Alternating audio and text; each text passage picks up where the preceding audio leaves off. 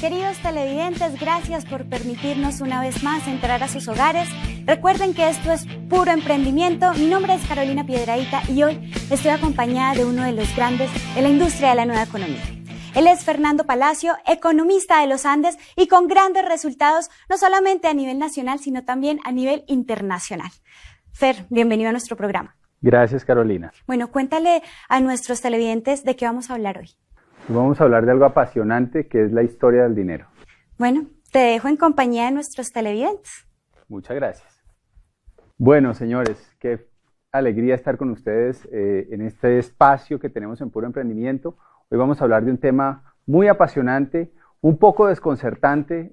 Es probable que algunos de ustedes no duerman bien después de escuchar la información que vamos a presentarles.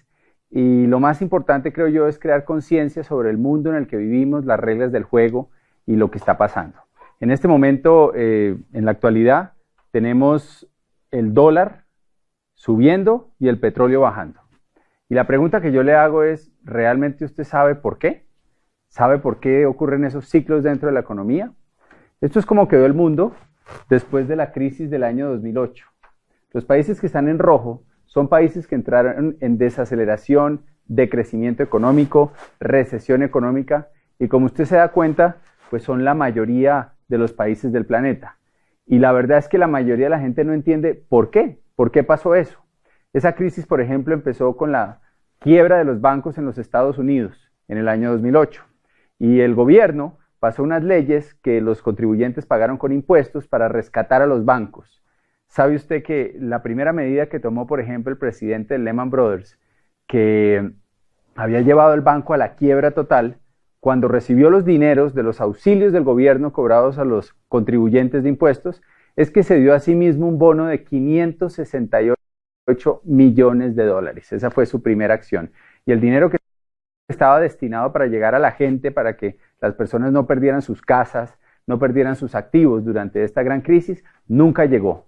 Y se quedó en manos de los banqueros. Y para eso tenemos que ir al inicio. Entonces, como me decía un amigo, Alexander Ruiz, ex tesorero de Bancoldex, que es el banco realmente empresarial de Colombia, me decía que el problema es que la gente se sienta como si se sentara a jugar póker con expertos y con campeones mundiales sin ni siquiera conocer las reglas del juego. ¿Usted haría eso? Seguramente no. ¿No? Sería tremendamente peligroso, pero como me decía él, eso es exactamente lo que hacemos todos los días cuando salimos a trabajar y cuando depositamos nuestro esfuerzo, generamos ingresos, estamos jugando un juego que es el juego de la economía que ni siquiera entendemos. Entonces vamos a ir al inicio, vamos a ir al principio de donde todo esto arrancó. La historia del dinero comienza con el trueque, realmente. Antes para comprar las cosas que necesitábamos, no existían billetes ni monedas. Entonces la gente producía cosas con la esperanza de poderlas cambiar por los bienes que necesitaba. Eso era sumamente poco cómodo, porque si usted producía sillas y usted quería melones y la persona que hacía melones no quería sus sillas, pues había un problema. Entonces se empezaron a buscar bienes que la gente valorara por igual. La primera moneda que existió, de hecho, fue la sal. La gente valoraba por igual la sal y fue la primera moneda que existió. Y después de eso, después de la sal, pues la otra moneda que encontraron fue los metales preciosos. Y empezaron a acuñar monedas de metal para que tuvieran un peso estándar y fueran fáciles de comerciar entre las personas. Aparecieron en ese entonces en los diferentes pueblos de Europa unos señores que se llamaban los goldsmith. Los goldsmith no eran más que unos simples herreros que se dedicaron a acuñar monedas. No eran gente poderosa, eran gente pobre, o gente humilde, que básicamente fundía metales y los convertía en monedas. Cuando estas personas empezaron a producir las monedas y el pueblo empezó a recibir las monedas, pues ellos necesitaban una caja fuerte donde guardar las monedas que producían para que no lo robaran. Y lo que pasó es que los otros habitantes del pueblo fueron donde él y le pidieron que les guardara sus monedas en su caja fuerte y que les guardara su oro. Esta persona no tuvo problema con eso y empezó a depositar en su caja fuerte el oro de todo el pueblo. Y lo que hacía es que les daba unos certificados que decían fulanito de tal me dio 10 monedas o le daba 10 certificados por una moneda, y con eso la gente se iba tranquila a sus casas. Pero pasó algo increíble, y es que la gente nunca iba a sacar el oro de la caja fuerte. El oro permanecía ahí, y lo que las personas empezaron a hacer es a comprar sus cosas con los certificados que le había dado el herrero, el goldsmith. Y ahí aparecieron los primeros cheques o billetes que existieron en el planeta. Cuando este señor se dio cuenta que el tiempo pasaba y que nadie iba a reclamar el oro, se le ocurrió una brillante idea, que es empezar a girarse a sí mismo papeles por diferentes valores. Entonces empezó a crear un certificado que valía por 10 monedas, otro por 5, y empezó con eso a comprar cosas para sí mismo. Entonces cambió los caballos, cambió la casa, mejoraron la ropa de las diferentes personas de la familia y se empezaron a convertir en los ricos del pueblo. Empezaron a comprar terrenos. Claro, el pueblo, sabiendo de dónde venían los goldsmiths, ¿no? Y que eran simples herreros, pues lo que hicieron fue que se asustaron y dijeron a qué hora esta persona se ha vuelto semejante millonario. Y entonces se pusieron de acuerdo y fueron todos juntos a retirar el dinero de la bóveda del goldsmith. ¿Qué pasó? Pues obviamente había más papeles que oro, había más papeles que monedas. Y entonces se dieron cuenta de la estafa tan tremenda de la que habían sido víctimas. En toda Europa empezaron a ahorcar a los herreros, empezaron a matarlos a todos por esa estafa que habían hecho contra el pueblo en general. Pero pasó algo interesante, y es que algunas personas ricas, los nobles, algunos gobiernos, se dieron cuenta de lo que estaba pasando, y ¿saben qué dijeron? Dijeron, oiga, pero no es tan mala idea. No es tan mala idea, simplemente necesitamos reglamentar esto. ¿Por qué no cogemos esto que hizo esta gente y lo reglamentamos? Porque ahí hay un potencial de negocios. Y entonces empezaron a crear los primeros bancos, o los segundos, porque los primeros realmente fueron los de los Goldsmith, y empezaron a reglamentar las reglas de la producción del dinero, de los papeles como medio de pago. Y lo primero que hicieron fue poner un rango. Entonces decían, bueno, por cada moneda que tengamos acá, podemos emitir 10. El 10% se debía mantener como reserva. Esto era sumamente conveniente para los bancos porque cobraban intereses no sobre lo que tenían en reserva, sino sobre el total de los 10 que estaban prestando. Y bajo esa ley tan sencilla es que hoy funcionan los bancos de todo el mundo prácticamente. Usted cuando pide un crédito, en ese momento los banqueros entran a su Excel, hoy en día ya ni siquiera es papel, y lo que hacen es que depositan en su cuenta con un computador el dinero que usted haya pedido. $10,000, 20 millones de pesos, lo que sea. Usted quiere comprar un carro y entonces usted pide un crédito por ese valor. Y en ese momento entran y crean ese dinero. Lo único que tienen que tener es un poco de dinero de reserva para poderlo crear.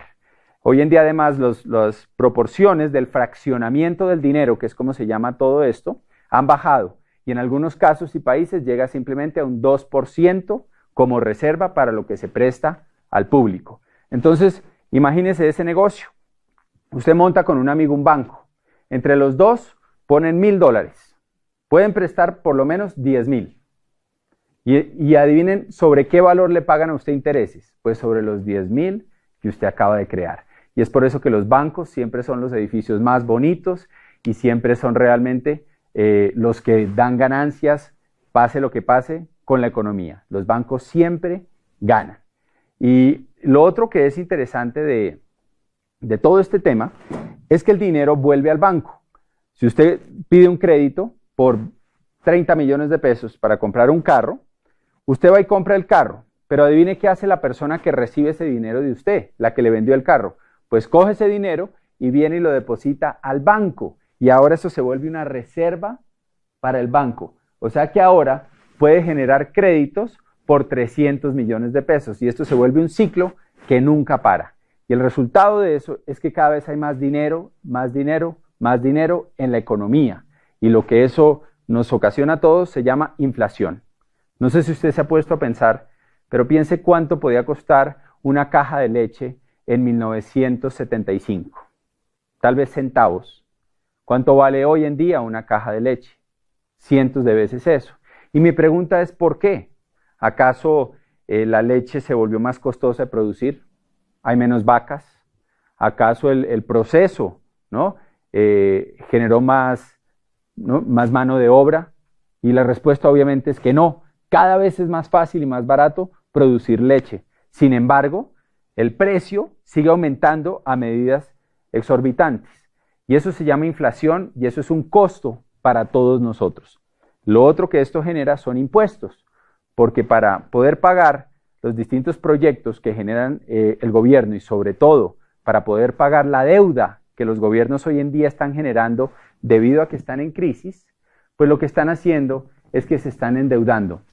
Los gobiernos están pidiendo créditos a los bancos centrales y deben pagar intereses altísimos sobre esos créditos, sobre grandes sumas de dinero, y eso siempre resulta en mayores impuestos para la población. Una persona que tenía una propiedad hace unos años, esa propiedad tenía un valor, vamos a decir que costaba en los años 90, un apartamento podía costar 40 millones de pesos. Ese mismo apartamento hoy puede costar 200 o 250 millones. Y como los impuestos funcionan por tablas, en teoría la gente es más rica y paga más impuestos, porque cada vez tiene más dinero, pero es pura inflación. Realmente lo que tiene es el mismo apartamento, solo que está más viejo que el que tenía en los años 90. Entonces la inflación y los impuestos son algo muy importante y es la forma en que los pueblos realmente se empobrecen en el largo plazo. Este tema de los bancos viene de toda la historia y hay algo que es todavía mucho más crítico, que es cómo fueron creados inicialmente los bancos centrales, que son los que manejan las reservas, que manejan todos los otros bancos, y los que manejan las emisiones de los billetes a nivel mundial. El primer banco central que existió fue en Inglaterra, se llamaba el Bank of England. Le pusieron ese nombre porque querían que el pueblo de Inglaterra pensara que era un banco realmente del pueblo, que era de ellos, que era un banco popular del gobierno. Pero la realidad es que no fue así. Era un banco de algunas pocas familias y era un banco privado. El primer banco central que existió para emitir billetes era un banco totalmente privado. Y lo que pasó es que cuando llegaron los ingleses a Estados Unidos, establecieron exactamente el mismo sistema. Las mismas familias europeas, multimillonarias, dueñas del Banco Central de Inglaterra, montaron o insistieron durante el tiempo en montar el Banco de la Reserva Federal de los Estados Unidos. Y ahí hay algo muy importante para todo el mundo. Nos afecta de una medida gigantesca ese simple hecho. Y se los voy a explicar con un poquito de historia. Anteriormente, como les contaba, los bancos tenían una reserva. Eran algo valioso, el oro, la plata. Con el tiempo, eso cambió. Después de la Segunda Guerra Mundial, necesitaban reconstruir Europa y se creó una reunión que se llamaba el Acuerdo de Bretton Woods, y en este acuerdo los países europeos acordaron eliminar el patrón oro, empezar a producir billetes. Y el acuerdo se basaba en que iban a seguir regidos por el dólar americano, el dólar de los Estados Unidos. ¿Por qué? Porque ese dólar todavía mantenía el patrón oro. Entonces, de cierta forma, seguían ligadas a algo real, a algo valioso. Eso fue un convenio que Estados Unidos aceptó, y aceptó volverse la moneda del planeta entero. Por eso hoy todo lo comparamos con dólares. Por eso hoy nos afecta tanto un alza del dólar como la que hemos tenido últimamente, y la gente pierde empleos y los importadores no les cambia el negocio y afecta el precio del petróleo. O sea, todo eso viene desde el acuerdo Bretton Woods en 1944. Pasó algo interesante. En 1971, Richard Nixon, presidente de los Estados Unidos, decide acabar con el patrón oro y dice: no, eso ya no es necesario. Rompe el acuerdo de Bretton Woods sin consultarle a nadie y decide que ahora el billete emitido por los diferentes bancos no va a estar respaldado por nada, simplemente va a ser papel, va a ser un pedazo de papel que la gente va a usar para cambiar. Anteriormente, si usted iba al banco con un billete, por ejemplo en Colombia decía pesos oro, pues a usted le daban una suma de oro por el valor de ese billete. Actualmente, el dinero es deuda, se crea cuando alguien pide una deuda, no tiene ningún respaldo y su único valor es el que le dan los habitantes los ciudadanos de un país basado en el gobierno, en la credibilidad que tiene ese gobierno.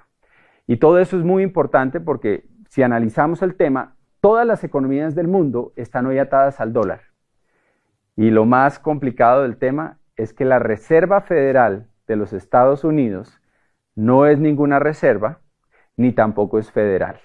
No es del gobierno, es de unas cuantas familias poderosas que manejan la impresión y la creación de los dólares en toda la economía.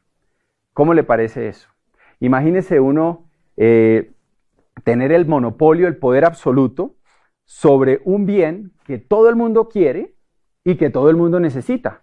Y usted ser el único autorizado para producirlo en el mundo entero. No suena muy ético, ¿cierto? O sea, claramente derivará en corrupción. Y es lo que ha pasado.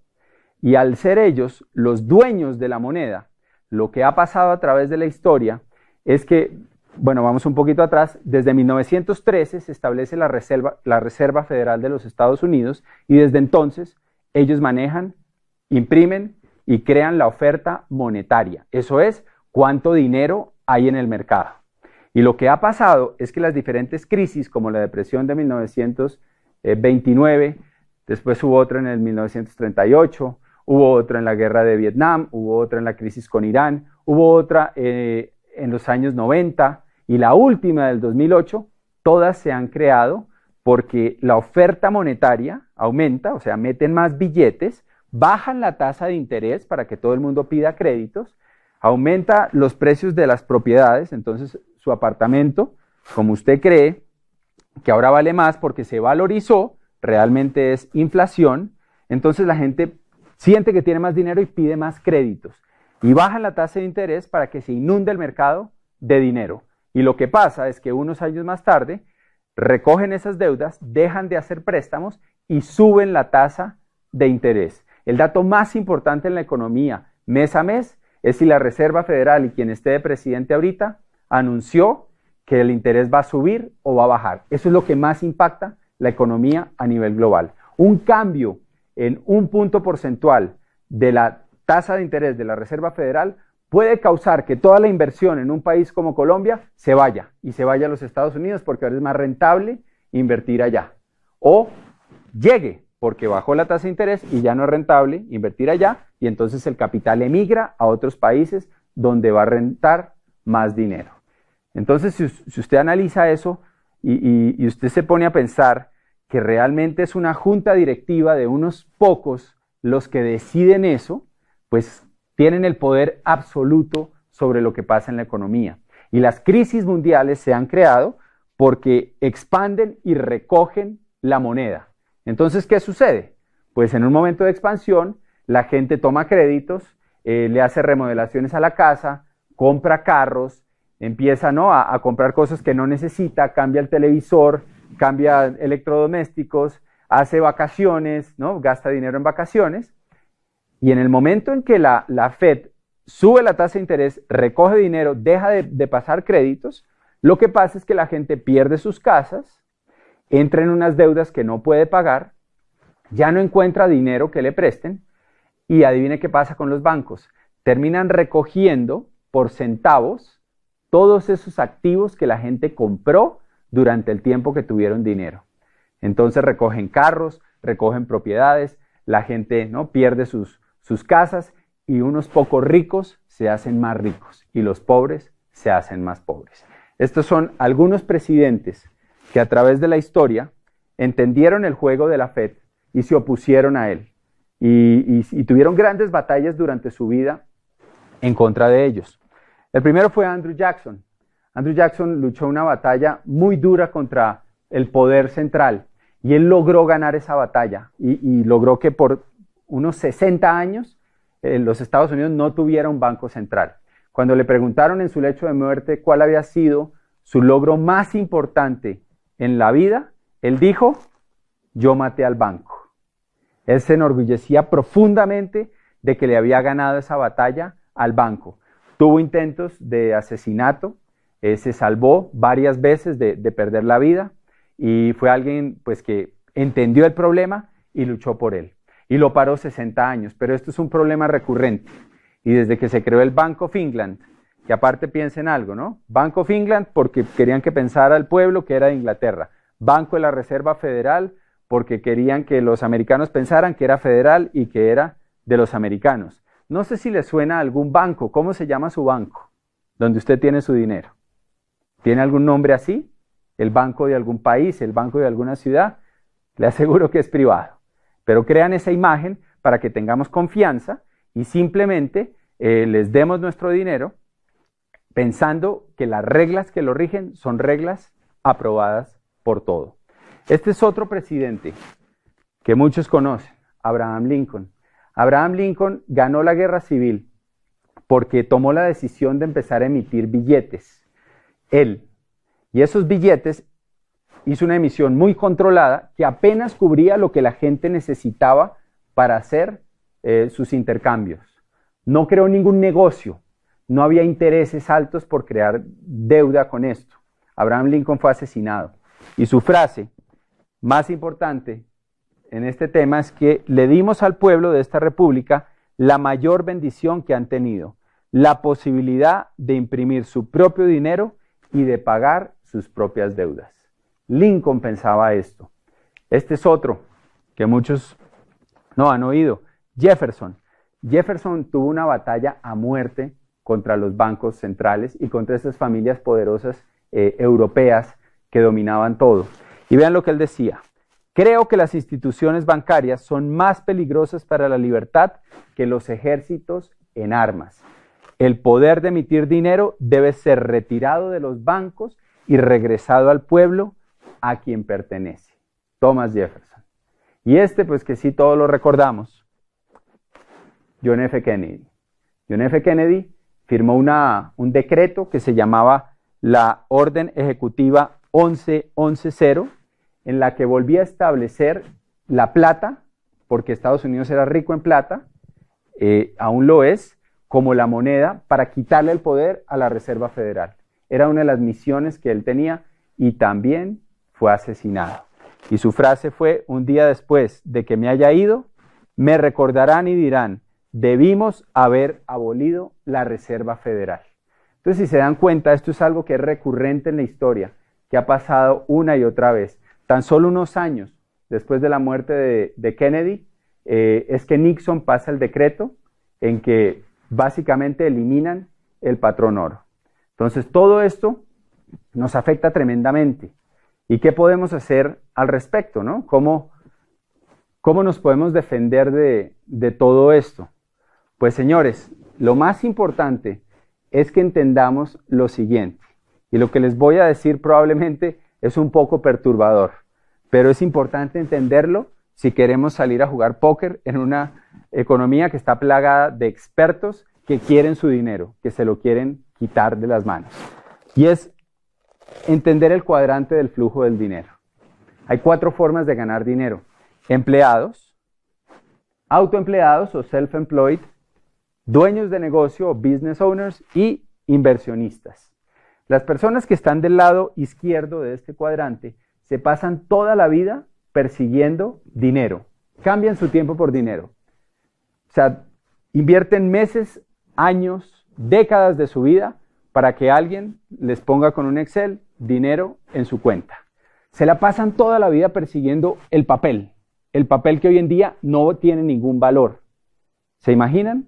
Las personas que están del lado derecho del cuadrante entienden algo diferente. Ellos no trabajan por dinero, ellos trabajan por crear activos. Ellos trabajan por ser dueños de empresas, de propiedades, de activos, que en últimas un activo es algo que nos pone dinero en el bolsillo, algo que nos produce algo. Porque ellos entienden que al tener activos están protegidos contra esos ciclos de la economía. Lo más complicado de todo este tema es que ante un cambio grande en la economía, existe una hiperinflación, ¿no? Que eso es una inflación muy alta, y perdemos nuestra calidad de vida. Pongamos un ejemplo. Hoy en día hablar de esto es fácil porque la gente está viendo la situación de los países vecinos de Sudamérica, lo que pasó en Argentina hace unos años con el cacerolazo famoso en que la gente tenía una moneda que valía igual que al dólar y hoy en día son como 13 pesos argentinos por un dólar, o sea, ha perdido la mayor parte de su valor. Podemos ver lo que ha pasado en Venezuela, que si sumamos la inflación de los últimos 10 a 15 años desde que está este gobierno, pues la inflación alcanza casi un 400%. ¿Y qué quiere decir eso? Pues eso quiere decir que si usted se ganaba 2 millones de bolívares, por poner un ejemplo, o 2.000 bolívares, usted podía tener un estilo de vida que se compraba con 2.000 bolívares. Ahora con una hiperinflación del 400%, pues ahora ese estilo de vida que usted tenía, ¿cuánto cuesta? Cuesta 8.000 bolívares o 8 millones, si lo hacemos con el otro ejemplo. O sea que usted perdió realmente 3/4 partes de su estilo de vida. ¿Qué pasaría con usted si el día de hoy a usted le quitaran 3/4 partes de su ingreso? ¿Dónde podría vivir si usted lo que paga de arriendo o de hipoteca se redujera a 1/4 parte de lo que usted paga? ¿Qué tipo de mercado podría hacer? ¿Se dan cuenta? Perdimos en ese ejemplo 3/4 partes del valor o del estilo de vida que teníamos. Sin embargo, ¿ustedes creen que los sueldos los aumentan en 4 veces? No, obviamente no. Los sueldos los van aumentando con un porcentaje mínimo mensual que es prácticamente irrisorio y esos sueldos nunca dan para volver a comprar ese estilo de vida que teníamos antes. ¿Cómo nos podemos proteger? Teniendo activos, por ejemplo, si usted es dueño de un apartamento y usted arrienda ese apartamento a 2 millones de pesos y hay una hiperinflación, pues ahora usted va a poder arrendar ese apartamento en más, en 8 millones o de pronto en más, que es lo que hemos visto muchas veces, por ejemplo en Venezuela, los arriendos se dispararon. O si usted es dueño de un negocio y ese negocio tiene productos, pues lo que va a pasar es que los productos van a subir sus precios y usted va a sostener su estilo de vida en valor real. ¿Se dan cuenta? Por eso es que vemos aún hoy que en Venezuela nuestro negocio y nuestra compañía siguen calificando personas a niveles altísimos. El mes pasado hubo un nuevo diamante y permanentemente hay crecimiento. Es más, los productos que hay en Venezuela se los llevan rapidísimo porque todo el mundo necesita productos de consumo masivo. Entonces ahí está la lección más importante y realmente de lo que se trata hoy. Porque yo no creo que se trate de, no tenemos ningún poder para ir a derrocar a la Reserva Federal de los Estados Unidos. Ninguna marcha va a lograr eso. Esto es una guerra, tal vez la guerra más antigua de la humanidad, que es quién controla el dinero. No es por ahí. Más bien, eduquemos a la gente para que la gente se proteja. Y en vez de salir a perseguir un papel que en cualquier momento puede no valer nada, enseñemos y eduquemos a la gente a salir a trabajar por crear un activo, porque sean dueños de algo que los proteja ante estas situaciones. Entonces ya para terminar, yo les voy a mostrar algunas imágenes que son impactantes, pero que debemos ver para crear conciencia. Esto se llama la República Weimar. La República Weimar es Alemania después de la Primera Guerra Mundial. Hubo una hiperinflación tan grande que pasaban cosas como estas. Esto es una persona en su casa acumulando la cantidad de billetes que tenía. ¿Era muy rico? No, era pobre. Pero los billetes no valían nada, habían perdido todo su valor por un cambio en la economía, por una crisis. Esto es un señor empapelando la pared de su casa con billetes. ¿Por qué? Porque era más barato empapelar con billetes que salir a comprar papel para empapelar. Estos son niños construyendo castillos en la República Weimar con fajos de billete. Esto es un señor que iba a hacer mercado. Y estos son billetes de esa era.